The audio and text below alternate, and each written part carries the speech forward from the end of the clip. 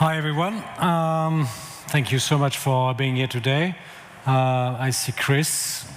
So if I have the attendance of Chris James, Master of Ceremony. Yeah, thank you so much for having me here. Yeah, we did it. You want to talk? Yeah. You want to actually talk? That's okay. Thank you so much, Chris. Thank you for being here today. I'm Fred. I'm leading EMEA for Kochava. Kochava is a leader in measurement. We stand between supply and demand in the ad tech to make sure that what you pay when you're spending on advertising is given to the right partner. So we are a kind of referee in the industry, and we help you to track every single impression, clicks, install and post-install event. Who is actually doing games here or apps and running attribution? Anyone concerned by attribution at this stage? Yeah? One? At least one. Thank you. Our business is quite complex in the way that we are working with zillions of URLs at a fraction of a second. Even if and you know how complex is the ecosystem. You know that there is, especially when it comes to routing and measurement options for links, every options are confusing between the platforms, between the different standards available. I won't bother you with that. When you start to build reporting in terms of measurement, you may also like to make sure that you're not spending time playing with Excel sheets, which is definitely not useful from a user point of view. You'd like also to make sure that you manage risk, meaning you are able to stop running a campaign when it's not relevant. Let's say you don't want to have installs in Philippines if you are targeting Germany, for example. This is typically a kind of case we are facing editor. And you want to make sure also that your data are valuable for you to perform good testing. So what you basically need is to have a good analytics in place to help you to visualize billions of data points from the impression to the click to the install, and also to any post-install events you want to track into your game. You want to make sure that everything is relevant and it's not doubled. You want also may like to limit the views of user journey. So, and everyone in your studio, in your team, understand exactly what's going on with the user journey, whatever the platform is, and wherever the user has been brought from, meaning paid or organic traffic had to be compared exactly similarly, and you deserve that. So for that, your analytics is definitely what you would need for.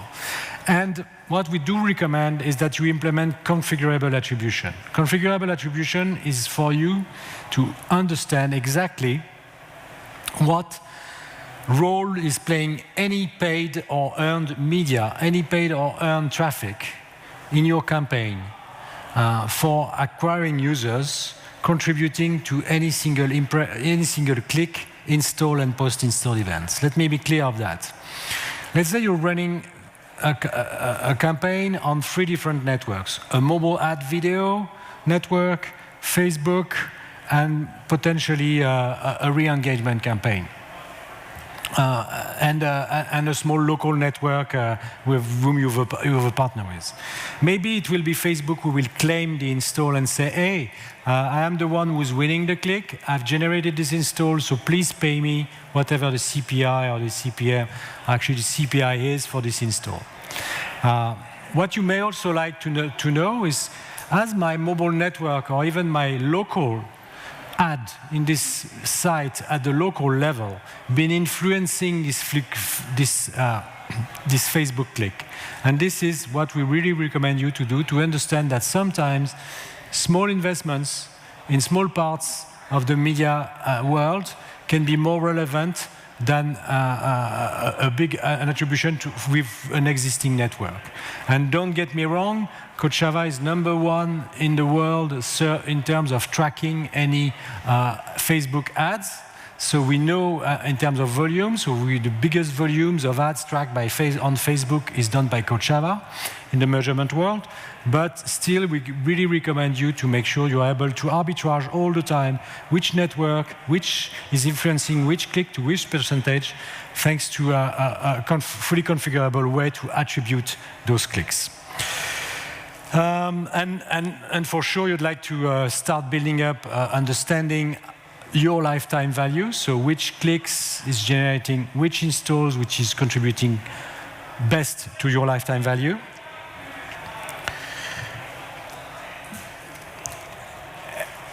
When it comes to gaming, re-engagement is crucial. One acquired user is more precious than any kind of user you can have. So what you may like also to do is to understand that you need to trigger events as long as you understand the user journey, and build trackers according to re-engagement criteria. So which events are relevant for me to re-engage my user on? Have they been actually going into adding anything to cart? Have they been visiting the coin store? Have they been to the certain level where I see a drop down? Can I get alerted that there is a drop of users after this level, so I can start re-engaging in this very level? And can also make sure that the links are correctly configured to redirect the user to this level to re-engage directly. And this, with one single goal, is to make sure you can increase your overall LTV along the game. So let's quickly sit here and have a quick look to the cycle of app marketing and how you need to use data to measure and re-engage users. Your analytics is feeding your marketing, and your attribution is feeding your analytics. So the attribution is the starting point of building analytics, because as soon as you want to understand and compare the media paid or earned, is my organic traffic as important of what I'm paying to Facebook or any other networks? And how can I balance that? Then I can start building my analytics. And then, of course, I will be able to build better marketing and A/B test any kind of creative, any kind of campaigns. So who we are actually, as I said, we are leader in the measurement space. There are three competitors now globally, 2 in Europe and 1 in US. We tend to serve the top tier of the market with a product called Kochava Unified Audience Platform. But we announced a year ago the free version of Kochava, which is called freeappanalytics.com. So it's enterprise-grade measurement tool with, let's say, 15% features which are deactivated for the free version, but same SDK. And the deal is that you share usage data with us, and we monetize those data into a targeting product called Collective. So we don't sell media, we are a referee, we serve top brands in the market, but we also serve early stage developers with attribution with this product called freeappanalytics.com. Our SDK is, of course, fully flexible. It can be adapted to any platform. And once again, in the lifestyle of your game, once you decide not to share your data anymore, it's still the same SDK you can use. So very quickly, what to look for when you're looking for an attribution partner. First, you need to make sure that the SDK you're implementing in your game is tiny enough not to alter the performance of your game. So our SDK, for example, is 150K and on Android and 1.8 on iOS, but can be if you don't implement, it can be smaller if you don't implement all the libraries. It should be very easy to install, and especially more importantly, as soon as you need to do any change in the way you are tracking any events in that game, you may like also not to do a new release of the SDK. So all those features should be activated server side and not on the client side. Of course, you need technical support in terms of how I build that, how I build the trackers, so how I make sure that I'm tracking any kind of cross-promotion within my games on the same way I'm tracking a YouTube influencer for this game, or on the same way I'm tracking a Facebook campaign or an Apple ad search campaign. And last but not least, it's important that you are able to share analytics, whether you have some investors, whether you have stakeholders, whether you have partners in terms of running media. You need to be able to share those analytics. We are in an open world, and stop doing screenshots, but just send links is the best way for making sure that all your partners are helping you understanding the performance of your game. Second point, what to look for an attribution partner. Make sure it's a certified partner. So you know that Facebook, Google, and other partners around the world, and other big media partners around the world are certifying the partners. In terms of measurement, it's very important because it shows the level and of quality, and it also shows that they are allowed to do what they do. Kochava is, of course, a certified partner. We are also certifying our very own partners. We also have our very own program of certification. What does that mean? It means that 3,000 media partners across the globe are tracked in real time on the Kochava platform for every single impression, click, install, and post-install event. And they are certified according to the level and the quality of information which is exchanged on the platform. This is important because it has to make sure that when you send a postback, does someone know what a postback is here? No? A postback is actually basically the technical element which will help you to track from an impression and a click on an ad, who is the network who's ready, who is able to claim that it has generated this click in this very ad. If you are an ad-supported game, for example, a casual game, and free app analytics is very well known in the casual gaming ad-supported world because it's free and it provides ad LTV analysis, so you can check which ad network is bringing me the most revenue in my ad-supported game. It's important that you track ad LTV at the most granular level. Ad LTV is crucial. Where is it implemented? Where is the ad implemented? Where is it generating drop-off into my game, for example? This is something you can easily identify with a measurement partner. And this only if your configuration is the same across all partners, and if you can actually copy-paste all the same configuration, whatever the partners are activated. Last but not least, fraud is very significant. So we estimate that at least within the last 90 days, 15% of the clicks across all the ad industry are fraudulent, or 15% is fraudulent, and 5% of the installs is fraudulent. Of course, there are very high discrepancies between platforms. So Android tend to be more fraudulent than iOS, and developed countries are also tending to